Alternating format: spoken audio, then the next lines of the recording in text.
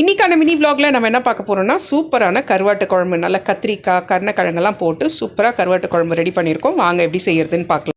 பாலை கருவாடு எடுத்து அந்த சைடில் இருக்கிற அந்த சதலெல்லாம் கட் பண்ணி எடுத்துக்கலாம். இப்போ தண்ணியில் சேர்த்துட்டு ஒரு 10 நிமிஷம் ஊற விட்டுருங்க.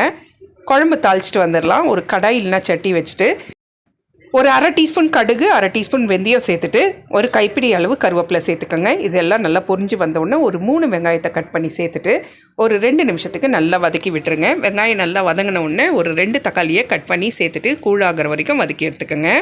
இப்போ வந்துட்டு ஒரு லெமன் சைஸ் புளியை விட கொஞ்சம் கூடுதலாக எடுத்து நல்லா திக்காக கரைக்கிறதுக்கு ஊற வச்சுக்கலாம்.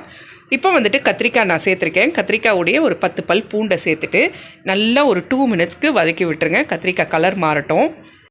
ஒரு 3 டீஸ்பூன் குழம்பு மிளகாய் தூளும் உப்பு வந்துட்டு தேவையான அளவு மஞ்சத்தூள் வந்து ஒரு அரை டீஸ்பூன் சேர்த்துக்கோங்க. சேர்த்துட்டு இதை எல்லாத்தையுமே ஒன்று போல் நல்லா கலந்து விட்டுட்டு கருணக்கிழங்க தோலை உரிச்சிட்டு நல்லா கட் பண்ணி வச்சுருக்கேன் குட்டி குட்டியாக, அதையும் சேர்த்துக்கலாம். இப்போ இதை எல்லாத்தையும் சேர்த்துட்டு ஒரு தட்டு போட்டு மூடி ஒரு 10 நிமிஷத்துக்கு ஸ்லோ ஃப்ளேமில் வச்சு குழம்பை ஃபஸ்ட்டு நல்லா கொதிக்க விட்டுருங்க. இந்த டைமில் வந்துட்டு கொதிக்கும் போது கத்திரிக்காயும் நல்லா வெந்துட்டுருக்கணும், கருணக்கிழங்கும் நல்லா வெந்துட்டுருக்கணும். அந்த டைமில் நம்ம புளியை நல்லா கரைச்சிட்டு திக்காக கரைச்சிட்டு புளியை சேர்த்துக்கோங்க.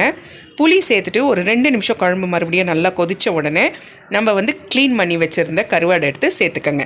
சேர்த்துட்டு ஒரு நிமிஷம் போதும், கருவாடு நல்லா வெந்து வந்துடும். லாஸ்ட்டாக கொத்தமல்லி போட்டு இறக்கிடுங்க. இதில் நான் அவிச்ச முட்டையும் சேர்த்துருக்கேன். குழம்பு எக்ஸலண்ட்டாக இருக்கும். சூப்பரான கருவாட்டு குழம்பு ரெடி ஆயிடுச்சு. செஞ்சு பார்த்துட்டு எப்படி இருந்துச்சுன்னு கமெண்ட்டில் சொல்லுங்கள். எத்தனை பேருக்கு இது ரொம்ப பிடிக்கும்ன்றதையும் கமெண்ட்டில் சொல்லுங்கள். பர்சனலாக எனக்கு இந்த குழம்பு ரொம்ப பிடிக்கும்.